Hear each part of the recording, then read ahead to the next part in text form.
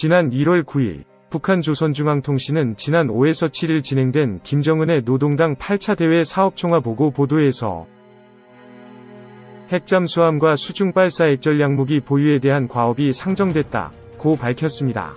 그리고 방공망을 무력화할 수 있는 극초음속 무기의 개발도 시사하였습니다. 가장 놀라운 소식은 중형 잠수함 무장 현대화 목표의 기준을 정확히 설정하고 시범 개조해 해군의 현존 수중 작전 능력을 현저히 제고할 확고한 전망을 열어놓고 새로운 핵잠수함 설계 연구가 끝나 최종 심사 단계에 있다는 구체적인 설명도 덧붙였습니다. 즉, 북한이 핵 추진 잠수함 도입 의사를 공식화한 것입니다. 한국도 원자력 잠수함을 한국 국방부도 지난 2020년 8월에 발표한 2021년에서 2025년 국방중기계획을 통해 장보고 잠수함의 건조계획을 밝혔습니다. 여기서 핵이란 표현은 공식 문서상에 없었지만 국방부는 당시 브리핑을 통해 4,000톤급 장보고 후기형에 대한 원자력 추진체계 도입을 검토하고 있음을 인정하였습니다.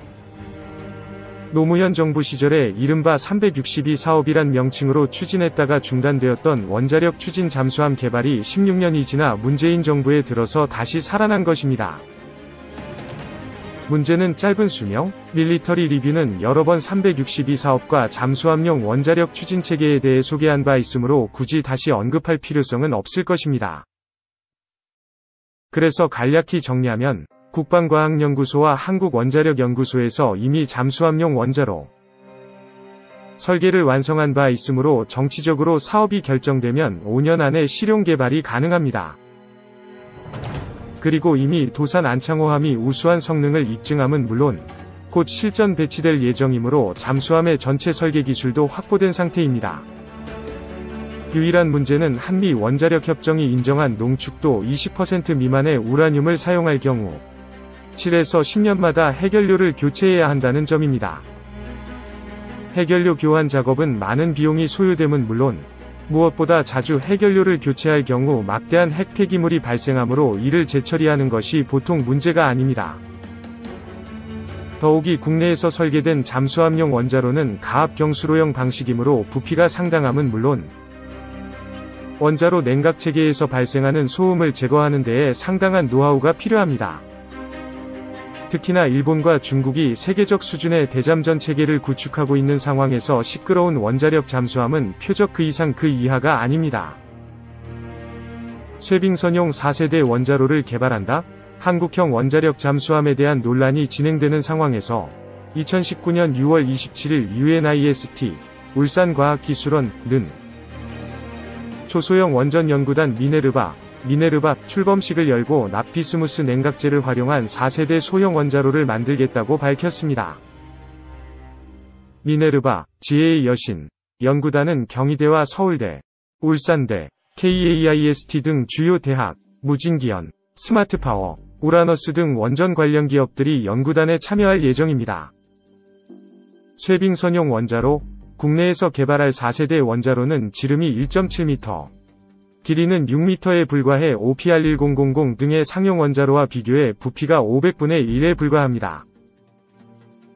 그 발전 출력은 20MW, 급이며 무엇보다 고속 증식로 기술을 사용해 연료 수명이 40년이나 되므로 한번 탑재되면 배가 퇴역할 때까지 원자로나 해결료를 교체할 필요가 없습니다.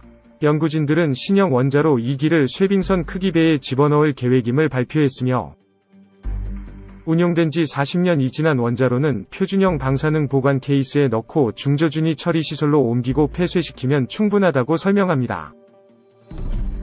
개발사업 책임자인 황일순 교수는 이번에 개발할 소형 원자로는 원자로를 물로 냉각하는 것이 아니라 납과 비스무트를 5대5로 혼합한 액체금속으로 시킨다. 이 액체금속은 123도에서 액체가 되고 1700도에서 기체가 되는데 상온에서 물이나 공기와 만나도 반응과 폭발이 없다는 장점이 있다고 설명하였습니다. 곧바로 국내 언론사에서는 이 소형 원자로가 장보고 상급 잠수함에 적용될 수 있을 것이라는 기사를 내보냈습니다. 여기에 대해 황 교수는 최근 중국이 선박용 원자로를 개발하면서 잠수함 등 군사용으로 전환할 수 있다는 우려가 국제사회에 제기됐지만 우리는 연구단을 출범하면서 평화적으로 이용하겠다는 선서를 했다며 가능성을 부인했지만 이는 다른 의미로 얼마든지 군사화가 가능함을 의미하기도 합니다. 이어서 황 교수 연구팀은 4년 뒤 개념 설계가 완료되면 이후 상용화와 인허가를 위한 상세 개발에 나설 예정이라고 밝혔으며 상용화 시기는 짧게는 7년, 길게는 10년으로 보고 있었습니다. 즉, 지금까지 이야기를 들어보면 잘하면 2028년 이후에 등장할 장보고급 배치 탑재도 노려볼 수 있는 것처럼 보입니다. 납 비스무트 원자로란? 여기서 납 비스무트형 4세대 원자로는 한국 이외에 중국과 미국, 유럽 등의 다양한 국가가 개발하고 있습니다.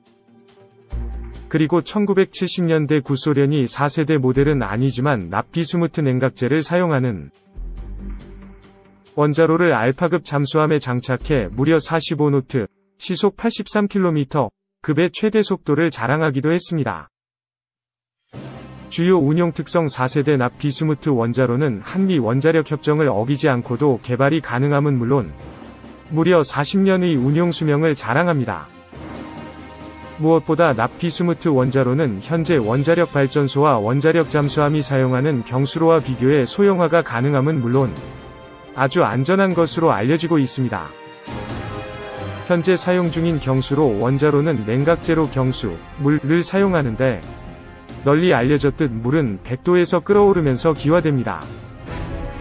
이렇게 낮은 온도에서 끓어오름으로 냉각 효율이 떨어짐은 물론 원자로에서 만들어진 열 에너지를 제대로 외부로 전달하지 못해 운용효율 면에서도 문제가 많습니다.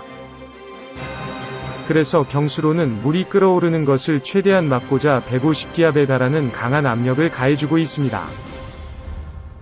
문제는 배관이나 기타 구조물에서 문제가 발생할 경우 가압된 수증기가 새어나오면서 주변을 넓게 방사능으로 오염시킬 수 있다는 점입니다. 이와 비교해 납 비스무트 원자로는 원자로를 식히는 냉각제로 물이 아닌 액체로 된 금속, 납 플러스 비스무트 합금을 사용합니다. 납 비스무트를 혼합시키는 것은 납이 녹는 점이 327도인 것과 비교해 납 비스무트 합금은 123도에 불과해 손쉽게 액화시킬 수 있기 때문입니다. 납 비스무트의 장점은 납 비스무트 합금은 경수, 물보다 훨씬 에너지 전달효율이 높아 원자로 냉각이 용이함은 물론 원자로에서 발생하는 열을 보다 효과적으로 운반함으로 에너지 전환효율이 아주 높습니다. 특히나 만약 원자로 체계에 문제가 발생하면 납 비스무트 냉각 체계에 가해지는 열을 끊어버리면 곧바로 납이 굳어지면서 원자로를 완전히 납으로 덮어버리게 됩니다. 납은 가장 효과적인 방사능 차단 재료이므로 설사 원자로 사고가 발생해도 탑재한 선박만 격리시키면 충분합니다.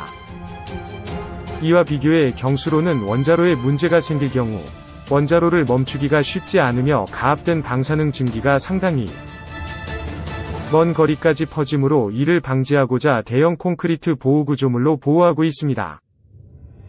덧붙여 황 교수는 납 비스무트 액체 금속은 123도에서 액체가 되고 1700도에서 기체가 되는데 상온에서 물이나 공기와 만나도 반응과 폭발이 없다는 장점이 있다고 설명하였습니다.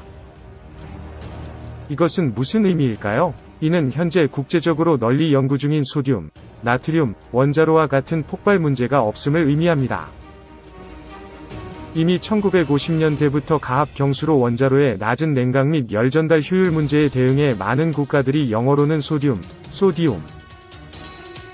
독일어로는 나트리움을 사용하는 원자로를 개발하였습니다. 참고로 한국에서는 과거에는 나트륨이란 단어를 사용했지만 현재는 소듐이 정식 용어가 되었습니다. 각설하고 소듐 금속은 소금, 염화나트륨, 나클에서 손쉽게 확보할 수 있음은 물론 97.9도의 온도에서 녹아 액체가 되지만 기화점, 끓음점은 877.5도나 되므로 기화를 방지하고자 가압할 필요가 없습니다. 무엇보다 냉각 효율과 열 전달 효율이 경수로의 2배 이상에 달하며 뒤에서 언급하겠지만 고속 중성자를 흡수하지도 않습니다.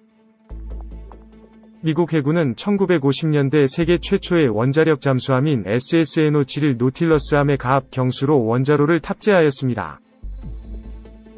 하지만 이어서 건조된 두 번째 원자력 잠수함인 SSNO7호 시울프함에는 열 전달 효율을 높인 소듐을 냉각제로 사용했지만 곧바로 심각한 문제가 발생하였습니다.